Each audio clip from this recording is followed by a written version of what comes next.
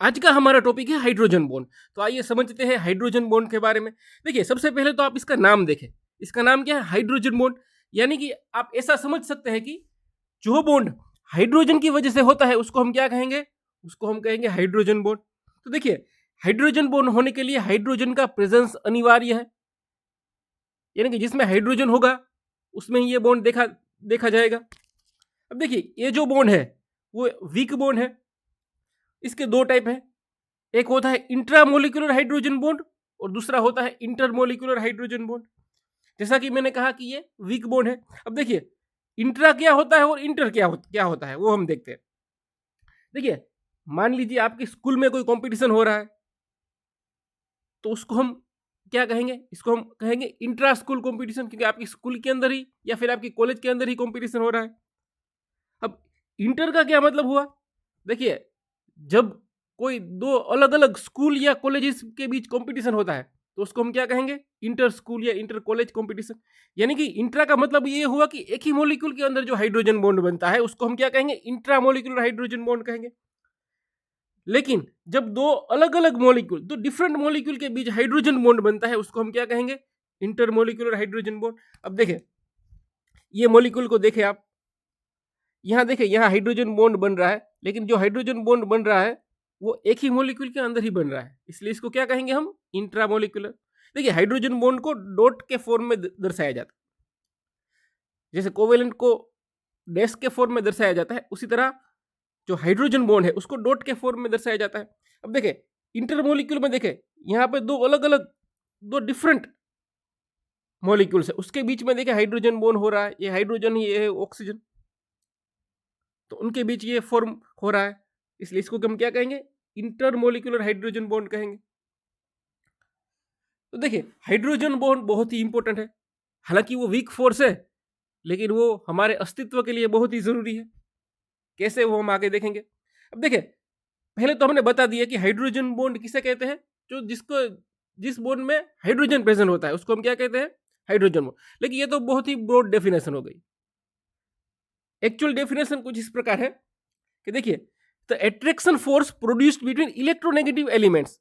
यानी कि कोई इलेक्ट्रोनेगेटिव एलिमेंट हो गया, मान लीजिए नाइट्रोजन है, ऑक्सीजन है या फिर फ्लोरीन है, ऐसा कोई इलेक्ट्रोनेगेटिव एलिमेंट है, इसकी विद्युत ऋणता, इलेक्ट्रोनेगेटिविटी ज्यादा है और इसके पास क्या है?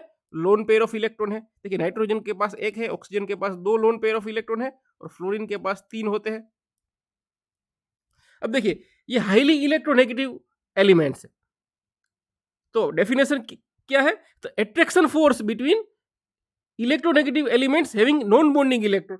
देखिए, इस सभी में नॉन बॉन्डिंग इलेक्ट्रॉन है with positively charge hydrogen atom.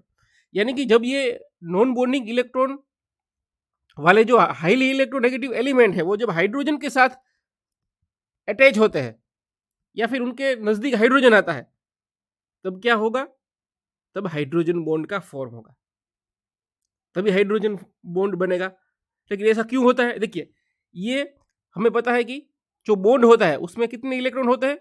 दो इलेक्ट्रॉन होते हैं, एक अपवर्ड स्पिन, एक डाउनवर्ड स्पिन, ऐसे इलेक्ट्रॉन दो होते हैं। अब देखिए, हाइड्रोजन जो है वो इलेक्ट्रॉन रिलीज करना चाहता है और नाइट्रोजन क्या है? इलेक्ट्रोनेगेटिव है, या फिर ऑक्सीजन या फ्लोरीन, ये तीनों कैसे? हाईली इलेक्ट्रोनेगेटिव है। तो वो क्या चाहते हैं? इलेक्ट्रॉन अपने पास रहे, ऐसा वो प्रयत्न करना चाहते हैं। जिससे क्या होगा? ये जो दो इलेक्ट्रॉन मैंने बीच में लिखे हैं वो एक्चुअल में कहां पर हो गए? एक्चुअल में वो अपनी साइड हो गए। यानी कि ये रहे दो इलेक्ट्रॉन, नाइट्रोजन के पास होंगे, ऑक्सीजन के पास होंगे और फ्लोरीन के पास होंगे। वो मिडिल में नहीं होंगे, वो इलेक्ट्रॉन इन तीनों जो इलेक्ट्रोनेगेटिव एलिमेंट्स है, नाइट्रोजन, ऑक्सीजन और फ्लोरीन, उनके बीच, उनके पास खींचते जाएंगे। इससे क्या होगा?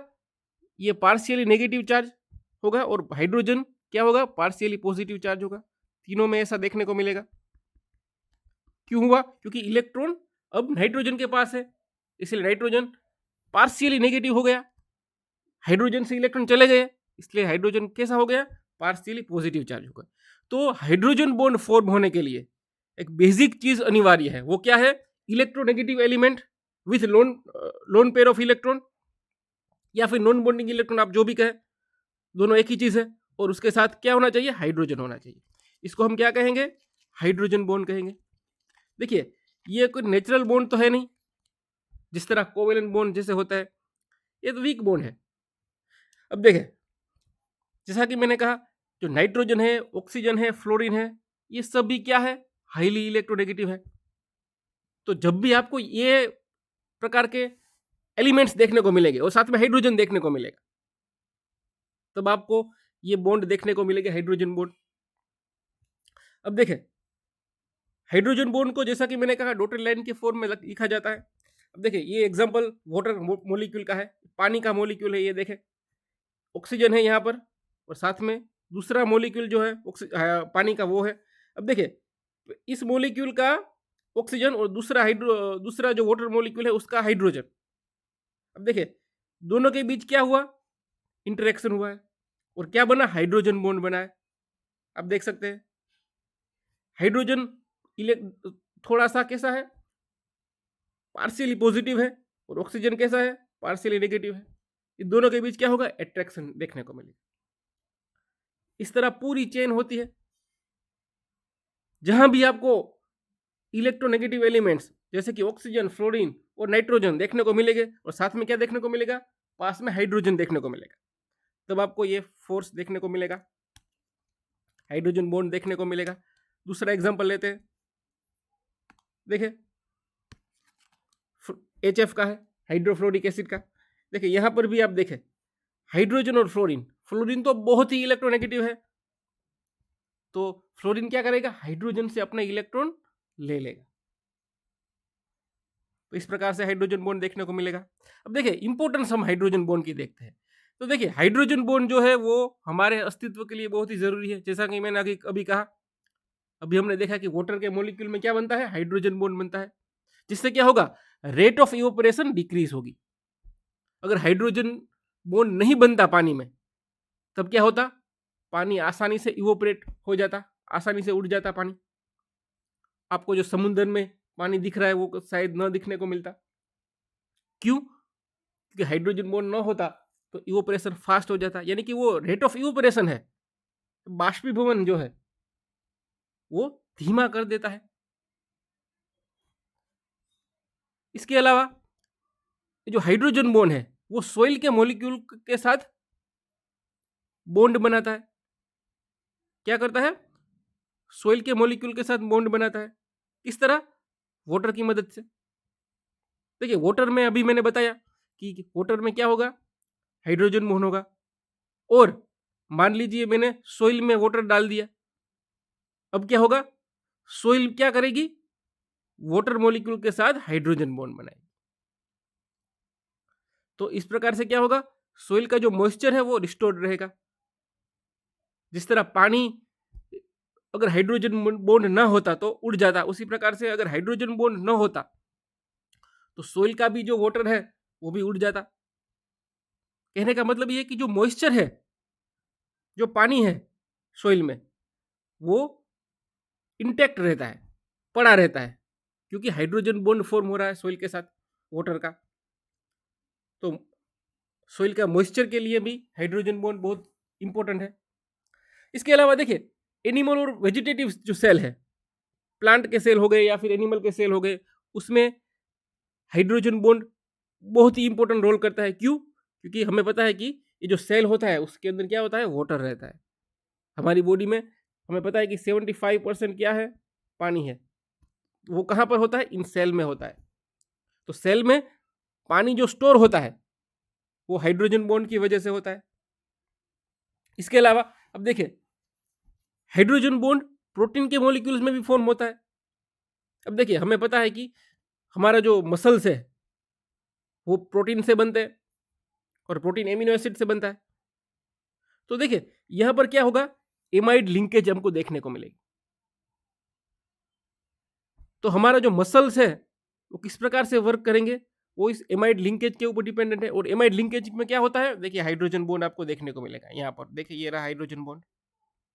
तो हमारे मसल्स को इफेक्टिवली वर्क करने में भी क्या जरूरी है? हाइड्रोजन बॉन्ड जरूरी है। कैसे? एमाइड लिंकेज से पेप्टाइड बॉन्ड बनता है इसमें, देखें आप। इसके अलावा मेडिसिन की जो इफेक्टिवनेस है वो हाइड्रोजन बॉन्ड से इंक्रीज होती है। अगर हाइड्रोजन बॉन्ड न होता तो मेडिसिन इतनी इफेक्टिव नहीं होती, वर्क ही नहीं करती, ऐसा आप कह सकते हैं। इसके अलावा हमारे जो लिविंग जो सेल है हमारे, उसमें कुछ बायोकेमिकल मॉलिक्यूल्स है, जैसे कि डीएनए हो गया, आरएनए हो गया, उसमें भी इंपॉर्टेंट रोल है हाइड्रोजन बॉन्ड का। उसमें भी आपको हाइड्रोजन बॉन्ड देखने को मिलेगा। ये हमारा डीएनए का स्ट्रक्चर है, आप देख लीजिए, double helix, cytosine, guanine, adenine, adenine, uracil, ये सभी है। तो कहने का मतलब है कि जो हमारी इंपॉर्टेंट जो बायोकेमिकल्स है हमारे शरीर के, बॉडी के, डीएनए हो गया, उसमें हाइड्रोजन बॉन्ड का अहम रोल है। इसके अलावा जो क्लोथ्स है सिंथेटिक फाइबर वाले, जैसे कि नायलॉन हो गया, टेरिलिन हो गया, उसमें हाइड्रोजन बॉन्ड नहीं बनता। उससे क्या होगा, वो फास्ट सूख जाएंगे, जल्दी से सूख जाएंगे।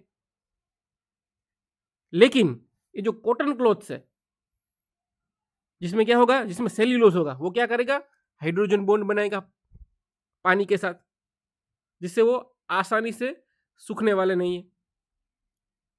ऐसा क्यों होता है? क्योंकि जो कॉटन के क्लॉथ्स होते हैं उसमें क्या होता है, सेल्यूलोज होता है।